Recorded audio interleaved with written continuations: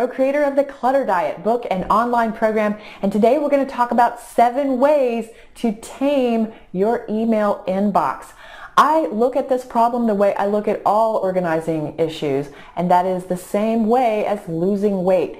That's why I call my program the Clutter Diet. It's very similar. You want to look at prevention, reduction, and maintenance. So cutting your calories, preventing things from getting in the inbox in the first place, reducing the accumulation of what you've already got, kind of like working out, and then maintaining with good habits to keep you from getting all the way back the way you were when you started. So let's take these tips through prevention and reduction and maintenance. First, you want to take a moment and instead of hitting the delete key, hit the unsubscribe link and make it official. If you're not reading something, go ahead and make the investment of time so that you don't receive all those future issues too. Also, when you're buying something online, make sure the boxes are not accidentally or on purpose checked that say, please send me your weekly sale information or whatever it is when you're checking out from your purchase, because those are where a lot of these emails come from that you have to unsubscribe to later. Then, if there are people who frequently send you email, it may be possible for them, instead of sending you multiple emails in a day, for them to send you a digest of information of what you need to know in one email. So my assistant and I do this frequently, where instead of her peppering me with emails, she will just say a summary. Okay, this is the email for the end of the day. These issues came up. You need to call this person, whatever, and I get 1 instead of 7. All right, so think about reduction. How do we reduce that accumulation? First, rules and filters are a fantastic tool. They are available in pretty much any email software. In Microsoft Outlook, it is called Rules, and there's a really easy wizard to go through to set up these rules. And then filters are what they call it in Gmail.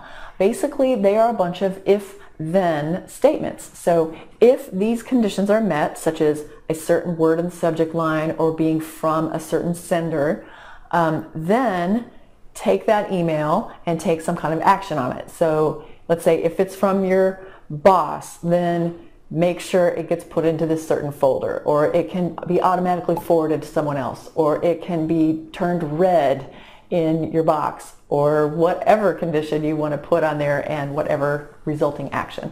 But make sure you do that, and a reading folder is a fantastic example of this. Anything that you read regularly that you enjoy, that you just want to get out of the inbox and out of your way, you can have it automatically sent to a reading folder, and then all of those are sorted for you.